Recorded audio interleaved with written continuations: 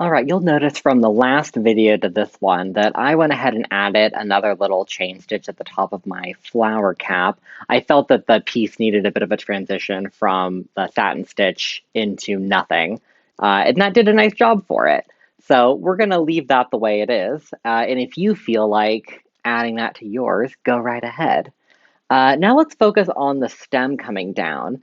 I feel that we have a lot of great dynamic stitching happening, but not a lot of texture. So we're going to do something that's really high texture along here, and I think we're going to use a coral stitch. I threaded my needle already, and I'm using 6 strands of thread for this. 3 in dark green, 3 in light green to add a little bit of shaded highlight to this stitch, which I think will be nice. And you want to use a lot of thread here. This is not a delicate stitch for what we're using it for. It's a big old statement stem. We want texture, we want high impact, so that's what we're going to give it. To start our stitch, we're going to just bring our fabric to the top of bring our thread to the top of our fabric, and we're going to keep laying our thread down and knotting over it essentially, following this line. So I will lay my thread down and I'm going to stitch in on the right and then come back up on the left. And then I'm going to pick up the loop that has been created by doing that, drop that over my thread, and pull it tight down to the fabric. And that's all you have to do for this stitch. And we're going to repeat that, keeping our knots at even intervals along the way. So I'm spacing mine about 1/4 inch apart.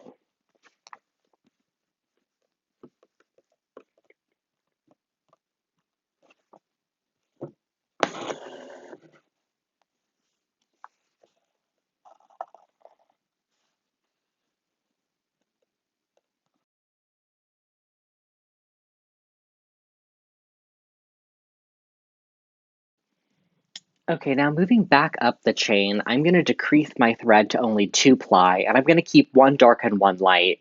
I might change that when I get up here and go to all light, but for now, we're going to go one dark, one light to kind of continue this idea of our two-tone colors. And we're going to make these little loop stitches. I always call them a detached chain, but I know other people refer to them as a daisy chain or as a daisy loop. So we'll look at how we make those. It's essentially a chain stitch, but not attached to anything. So we're going to bring our thread to the top of our fabric and then stitch down back into our fabric right in the same spot where we started, leaving ourselves a loop on top of the fabric. And then you want to come to the end of your loop where you've drawn that little pattern out and put the needle through your thread loop, pull it up, so it's nice and loose. Don't pull too tight on this. We really want it to just kind of sit and rest on our fabric in a pretty way. And then take a tiny little stitch at the end to secure your loop. And that's it. We're just going to let it kind of rest there. And honestly, it's giving me really aggressive rosemary herb vibes, and I'm not mad about it.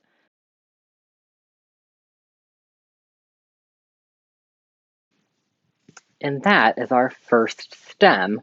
A lovely little coral stitch with some detached chain loops. Let's move on to our other stem.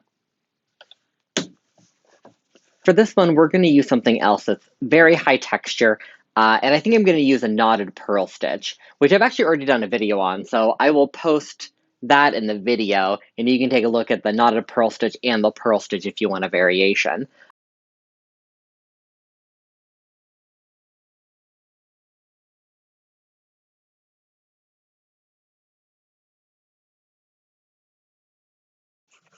Now that I've gotten to the end of this part of the stem, before I get into my little breaking off curly cues, I'm gonna do a couple of little fanciful decorative straight stitches. Just coming out from the center and radiating side to side, maybe a few up or down, just to mark the delineation from the main part of the stem to where something is sprouting. To keep the palette a bit more consistent, I'm actually going to use 2-ply, one of the light and one of the dark green. And I think I'm going to do some chain stitches running out. because I also don't want this to become too flat or too thin.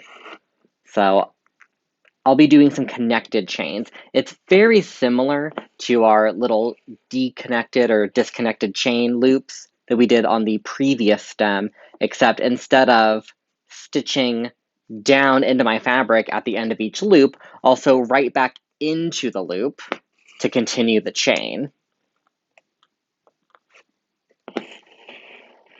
So I've made a chain, my thread catches my chain just like I would have on my loop, but again, instead of sewing at the outside of the loop, I'll put my needle right back in the middle of that loop to form another link in the chain, and then keep on going.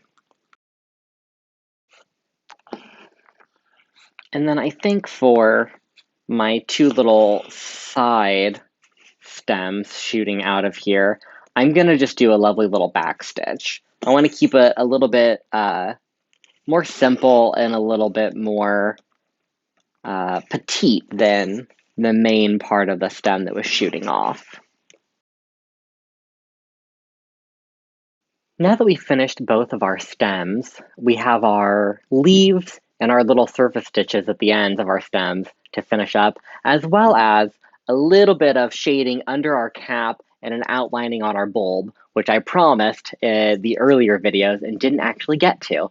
So let's go ahead and fill in the undershading now and outlining that bulb while we're here. It's all skills we already know. We're going to do a little bit of a satin stitch under here in a darker green. And to get that started, we really want to outline the shape first so that we can have something to form our stitches around. It'll make our satin stitch a lot prettier. So I'm going to do a little, you can do a back stitch or a split stitch. I'm going to do a little split stitch for this. A split stitch is really, really similar to your back stitch, except instead of going in the exact same hole, you're going to literally split the stitch prior. The reason it's better than just doing your back stitch for this sort of work is that it gives even tension along the whole stitch, and there are no gaps in your stitching, so that when you're pulling, one or two threads across as a satin stitch, it is much, much cleaner, and you don't risk the chance of having your threads dip into a groove between stitches because there isn't one.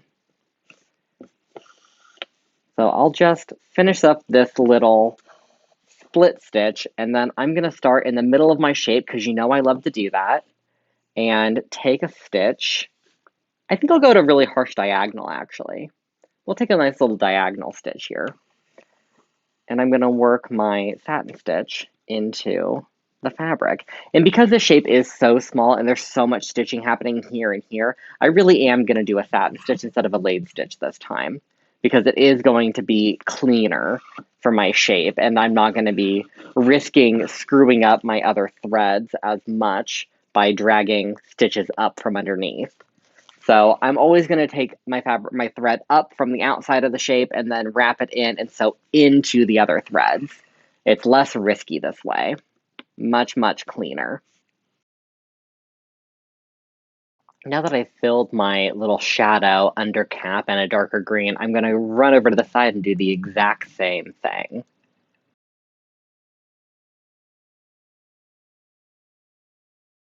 All right, and now that we've finished our satin stitch for our little shadowy bits, we're going to do our outline now, finally, on this bulb. We're going to do a stem stitch for our outline because it's going to be a really nice little pearly edge that'll follow the shape around. And I'm going to go from the junction point of my shadow, my satin stitch, and my bulb all the way around the bulb to the other point as well. And this stitch should, height-wise, fit just under where that padding stops and make it around and make the bulb feel like it's really sitting underneath this little cap. So when we do our satin stitch or our stem stitch, we're going to take about a little 1/8 of an inch forward stitch, go down into the fabric, and bring our needle back up halfway back. Think of it like a half back stitch. And before we drop our little loop we've made, we want to pull that needle up and then pull it down. And it's really important that we always keep this moving in the same direction and keep our stitch about the same size. So now that I'm on my next stitch, I can come all the way back to the previous stitch because that's going to be the halfway point of every stitch here on out.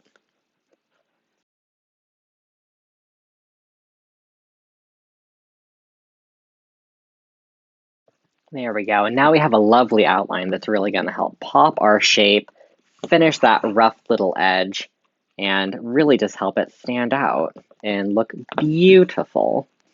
The other really important thing that our outline is doing for us is it's blocking up past our shadow point. So when we're looking at this at a distance, it's hard to see necessarily in the video, but I'll post a better photo of this afterwards, the color differentiation between the two. And that yellow line breaking that color divide is going to really help this shift to the background of the viewer and make it look like this is really sitting within the cap of that overall shape. Awesome. In the next video, we'll take a look at finishing our leaves. We're going to look at some silk shading techniques. Of course, we're using cotton, but it's the same technique. You could use cotton or silk. And we'll do some sort of surface stitch up here to finish off the little bulbs. And then we'll have a fun little Jacobean floral sampler.